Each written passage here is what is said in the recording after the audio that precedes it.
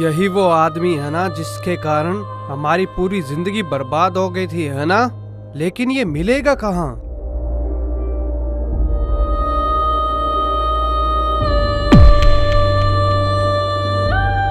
राम राम राम राम राम राम राम राम। ये तो वही छाया मूर्ति है जिसकी वजह से सभी गांव वाले बहुत डरे हुए हैं। अरे बाप रे, बाप रे। मनोहरगंज में एक खतरनाक डर फैला हुआ था। बहुत दिनों से गांव के सभी एक छाया मूर्ति को देख रहे थे। बड़े से जानवर के ऊपर एक लड़का बैठकर पूरे गांव में घूम रहा था। सभी ने उसको अंधेरे में ही देखा, इसलिए कोई भी उसे ठीक से पहचान नहीं पा रहा था। इधर चिंतित होकर गांव के सभी लोग मंदिर के पास इकट्ठा हुए। कलयुग, ये है कलयुग का प्रभाव। नहीं तो अपनी पूरी जिंदगी यहीं बिताई मैंने। पहले तो कभी मैंने इस बारे में नहीं सुना। आप तो सही कह रहे हैं, लेकिन पहले भी गांव के लोगों ने देखा है उसे। लेकिन कल मैंने जो देखा वो राम राम राम राम राम राम। अरे भैया, बोल रही हूँ, कहीं वो कोई शैतान तो नहीं है? मैंने सुना है शैतान के पास वाहन होता है। अरे क्या कहेगा, मैं कह रहा हूँ सुनो। इस गांव के ऊपर शैतान का साया है। और क्यों नहीं होगा बताओ? एक भी नियम का विधिवत पालन नहीं हो रहा है। सही कह रहे हैं चाचा जी। जब इस गांव के पंडित जमींदार इतने निर्दयी और अत्याचारी हो सकते हैं, तो गांव की भलाई कैसे होगी बताओ? जरा धीरे बात कीजिए जी। जमींदार के सैनिक इधर ही कहीं घूम रहे होंगे। अगर किसी ने सुन लिया तो मुसीबत आ जाएगी। सच में इसी डर से तो हम सब कुछ सह रहे हैं। लेकिन सुनिए, रात को हमें थोड़ा जागना ही पड़ेगा। अरे हरी भैया, आप बिल्कुल भी मत डरिए। एक बार बुला के देखिएगा, सब भागते हुए आएंगे।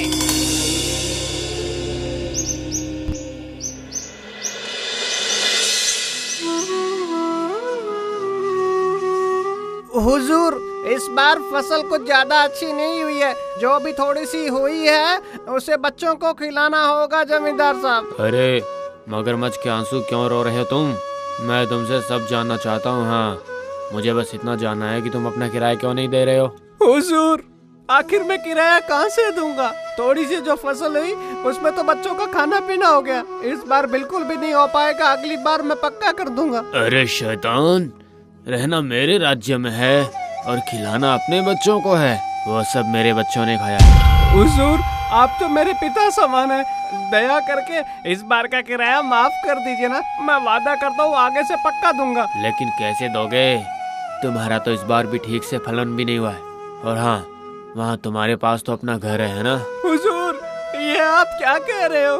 ये देखो, अरे तुम किराया नहीं दे पा रहे हो तो ठीक है, तुम्हारे घर से ही काम चला लूंगा मैं, ठीक है? हे, कोई है क्या? ऐसा मत कीजिए हुजूर, दया कीजिए। घर में मेरे बीवी बच्चे हैं, ऐसा मत कीजिए हुजूर। ऊपर वाले। ले जाओ, बीवी बच्चों को लेके पेड़ के नीचे रहो अब तुम, ठीक है? ले जाओ इसे लेकर जाओ और लालन का घर खाली कर दो।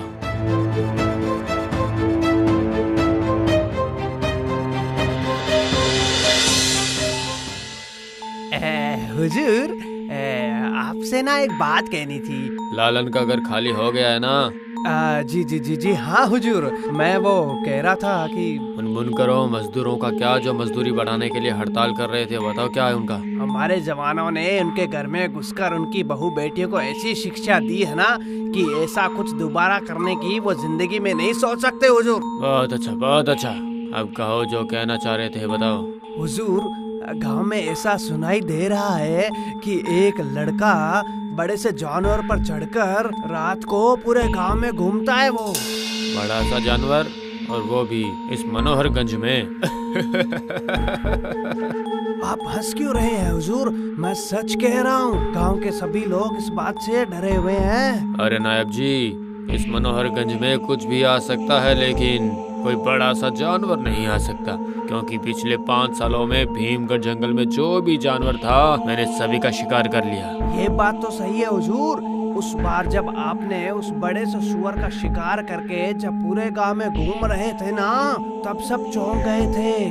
ये सब फालतू बातें हैं। लेकिन अगर हाँ कोई जानवर भीमगढ़ के जंगल में फिर से आया है तो वो मेरी बंदूक की गोली से मारा जाएगा।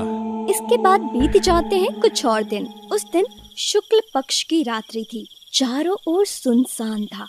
एक गांववासी गोविंद जैसे ही घर से बाहर निकलता है, वो देखता है कि एक बड़े से जानवर पर चढ़कर वही लड़का घूम रहा है। गोविंद समय बर्बाद ना करते हुए चिल्लाने लगता है, अरे कोई है, सामने कोई है, बाहर आओ, जल्दी बाहर आओ, जल्दी। क्या हुआ गोविंद, क्या हुआ? अरे क्या हुआ गोविंद? ये इतनी रात को तू आखिर क्यों चिल्ला रहा है, बता। वो देखो, सब देखो, वहाँ वो छाया पूरे गांव में घूम रही है, सब देखो उधर। अरे बाप रे, इतना बड़ा सुअर, ऐसे तो मैंने कभी नहीं देखा। भागो, सब भागो यहाँ से। चाचा जी, ये सुअर हम सबको मार डालेगा। भागिए, भागिए यहाँ से, सब भाग जाइए। डरिए मत, आप सब मत डरिए। बिंदु आप लोगों को कोई नुकसान नहीं पहुंचाएगा। हे भगवान, हमने तो कोई नुकसान नहीं पहुंचाया, फिर हमें क्यों मारना चाहते हो आप? डरिए मत, आप सब लोग मत डरिए, मैं आप लोगों को कोई नुकसान नहीं पहुंचाऊंगा। हम लोग बस इस आदमी को ढूंढने आए हैं। ये तो मनोहरगंज का जमींदार है, लेकिन तुम इसे कैसे पहचानते हो? इससे नहीं पहचानूंगा, मैं अपना चेहरा भूल सकता हूँ, लेकिन इसका कभी भी नहीं। इतने दिनों से मैं इसी को तो ढूंढ रहा था। क्या मतलब? पहले हमें ये बताओ, इस सुअर की पेट पर चढ़कर कौन घूम रहा था, बताओ तो। घूम रहा हूँ किसी को न्याय दिलाने के लिए, घूम रहा हूँ उस जमींदार को उचित शिक्षा देने के लिए। ये तुम क्या कह रहे हो? हम लोग कुछ समझ नहीं पा रहे हैं। उस जमींदार ने क्या किया तुम्हारे साथ? सिर्फ मेरे साथ ही नहीं दादाजी, जंगल के हर एक जानवर के साथ अन्याय कर रहा है वो आदमी, सबको परेशान करता है। आज से लगभग 4 साल पहले की बात है। जंगल के अंदर एक बहुत अच्छा जीवन हुआ करता था हमारा। पिताजी और मैं जंगल की एक छोटी सी झोंपड़ी में रहते थे। उसी जंगल की सबसे पसंदीदा जानवर था वो बिंदु। बिंदु की माताजी थी उस जंगल की सबसे बड़ी सुअर। बहुत खुशी से दिन बीत रहे थे, लेकिन एक दिन पकड़ो मुझे, नहीं पकड़ पाओगे तुम। जल्दी से मेरे साथ चलो मंगल, हमारे जंगल में शिकारियों की टोली आई है। शिकारी मतलब क्या पिताजी? वो क्या करेंगे? वो लोग हमारे जंगल के पेड़ काट देंगे, जानवरों को मार डालेंगे। उन लोगों को नहीं भगाएंगे तो सर्वनाश हो जाएगा मंगल। हाँ, यहीं पे मुझे थोड़ी देर पहले बड़ा सुअर दिखाई दिया था। उसे मार के दिखा दूंगा कि मैं कितना बड़ा शिकारी हूँ। इतने दिनों से हम बैठे बैठे यही सोच रहे थे सब लोग कि हमारे बेचारे जंगली जानवरों को आखिर कौन मार रहा है। सिर्फ जानवर नहीं, जंगल के हरे भरे पेड़ भी काट रहे हो तुम लोग। किसकी अनुमति से ये सब कर रहे हो? अनुमति मतलब? यह जंगल तुम्हारे पिताजी का है क्या? ये जंगल भले ही हमारे पिताजी का नहीं है, लेकिन हम इसको अपना पिता मानते हैं। इसीलिए इस जंगल की कोई भी हानि हम लोग बर्दाश्त बिल्कुल नहीं कर सकते हैं। ये पेड़ जानवर हमारे जैसे शिकारी के लिए ही हैं, और मेरे शिकार में तुम जैसा आदमी कोई बाधा नहीं डाल सकता, वरना अच्छा नहीं होगा। गलती कर रहे हैं आप लोग। माना कि हम लोग संख्या में कम हैं, लेकिन असहाय नहीं हैं। जैसे ही मंगल के पिताजी की आवाज आई, पेड़ के पीछे से कई लोग बाहर निकल आए। सभी की आंखें गुस्से से लाल हो चुकी थी। इतने सारे लोग एक साथ देखकर शिकारी जमींदार थोड़ा सा डर गया। अचानक उनमें से एक औरत ने कहा, हम लोगों को कमजोर मत समझिएगा। ये जंगल हमारे लिए सब कुछ है, और इसे नुकसान पहुंचाने के लिए आपको पहले हमारी जान लेनी होगी। यह तो मुश्किल हो गई। मैं जितना आसान सोच रहा था, ये काम उतना आसान नहीं है। इन्हें गुस्सा दिलाकर कोई फायदा नहीं। क्या हुआ, सुन लिया? अब कीजिए जो करना चाहते हैं आप। देखिए, मुझसे गलती हो गई है। मुझे नहीं पता था कि ये जंगल आप लोगों के लिए इतना महत्वपूर्ण होगा। ठीक है, मैं वादा करता हूँ कि मैं इस जंगल को कोई भी हानि नहीं पहुँचाऊंगा। उस दिन हम सब ने उस शिकारी की बात को मान लिया था, लेकिन हम समझ नहीं पाए थे कि इसके पीछे उसकी इतनी बड़ी साजिश हो सकती है। और इसके बाद आई वो एक भयंकर सुबह। सूरज तब भी ठीक से नहीं उगा था। अचानक गोली की भयंकर आवाज से मेरी नींद टूट गई थी। मैं बहुत डर चुका था उस वक्त। घर से बाहर निकल कर देखा, कई सारे लोग जंगल में घूम रहे थे। पिताजी, पिताजी आप कहाँ हैं? बाहर ये सब क्या चल रहा है? बिल्लू, बिल्लू!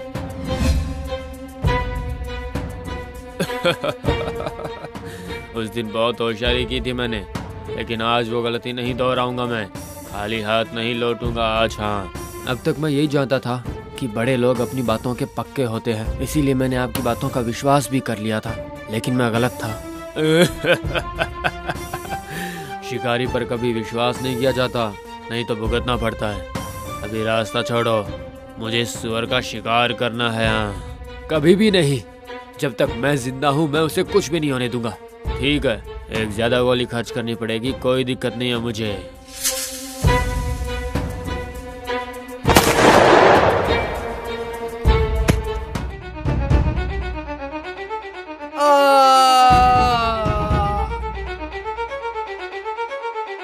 अब तुम्हारी बारी है।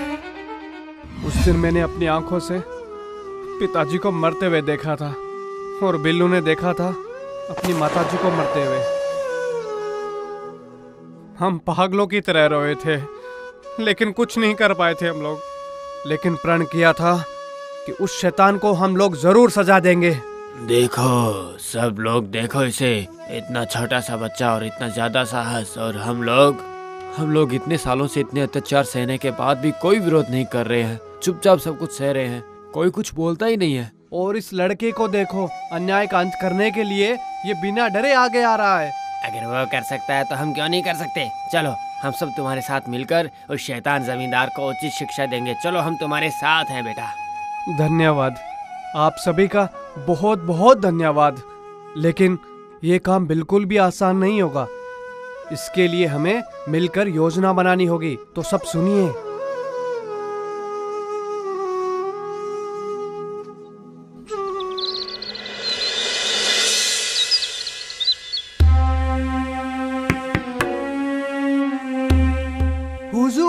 हुजूर, मेरा संदेह बिल्कुल सही था। भीमगढ़ के जंगल में एक बड़ा सा सुअर दिखाई दे रहा है हुजूर। ये नहीं हो सकता, तुम कैसी बातें कर रहे हो? नहीं हुजूर, खबर एकदम पक्की है। गांव में लोग सभी डरे हुए हैं उस सुअर की वजह से। अरे वाह, सुबह सुबह दिल खुश कर दिया तुमने मेरा। हाँ बैठो बैठो। अगर इस जंगल में किसी नए सुअर का आगमन हुआ है तो आज ही उसका आखिरी दिन होगा। देखिए हुजूर, जो भी आपको करना है बहुत सावधान होकर करना होगा। मैंने सुना है वो सुअर बहुत बड़ा है। मैंने पूरा जंगल साफ कर दिया, और एक सुअर क्या चीज है? नायब जी, मैं अभी शिकार करने जाऊंगा। जैसा सोचा वैसा काम। छोटी सी एक सैनिकों की टोली लेकर जमींदार जी जंगल की ओर बढ़ने लगे। तब जंगल काफी सुनसान था, बस एक अजीब सी आवाज आ रही थी। जमींदार जी बहुत खुश होकर आवाज सुनते हुए उस तरफ जाने लगे। वहां पहुंचते ही जमींदार जी एक सोते हुए सुअर को देखकर चौंक गए और बोले, इतना बड़ा सुअर? ये तो पिछली बार से बहुत बड़ा है। कोई परवाह नहीं मुझे, पिछली बार वाले सुअर को मारकर गांव में घुमाया था, इसे जिंदा ही ले जाऊंगा। ये क्या, ये करना क्या चाहता है? ठीक है, जैसे ही मैं गोली चलाऊंगा और गोली शरीर के आर पार हो जाएगी तब समझ आएगा। जमींदार जी उस सुअर के पीछे भागने लगे। भागते भागते वो जंगल के बीचों बीच आ गए। उन्होंने देखा सुअर एक पेड़ के नीचे खड़ा है। जमींदार जी गुस्से में कहते हैं, ए शैतान, तुम्हारी इतनी हिम्मत, मुझे भगाओगे? अब देखो। खबरदार जमींदार, बंदूक नीचे करो। थोड़ा सा भी होशियारी दिखाओगे तो मर जाओगे। कौन हो तुम? तो तुम्हारी इतनी हिम्मत कि तुम मुझे हुक्म दे रहे हो? तुम्हें तो मैं... क्या करोगे? तुम सुबह सुबह आकर चोरों की तरह आक्रमण करोगे? हाँ, इसके अलावा आखिर तुम कर भी क्या सकते हो? तुम कौन हो तुम? मैं मंगल हूँ, वही मंगल जिनके पिताजी को तुमने 5 साल पहले बिना किसी दोष के गोली मार दी थी। और ये वही बिल्लू है जिनकी माताजी को मारकर तुमने पूरे गांव में दिखाया था उसको। अब ठीक किया मैंने, जो भी किया बिल्कुल ठीक किया। एक सुअर के लिए हमदर्दी दिखा रहे थे तुम्हारे पिताजी, एक साथ दोनों मर गए। तुम्हारे पापों का घड़ा भर चुका है जमींदार, अब तुम सजा पाने के लिए तैयार हो जाओ।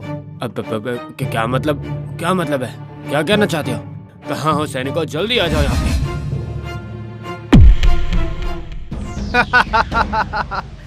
कोई भी तुम्हें बचाने नहीं आएगा जमींदार। देखो सब तुम्हारे विरुद्ध हो गए हैं। तुम्हारे अत्याचार के दिन खत्म हो गए हैं जमींदार। बहुत सह लिया हम लोगों ने, अब और नहीं। नहीं, ये नहीं हो सकता।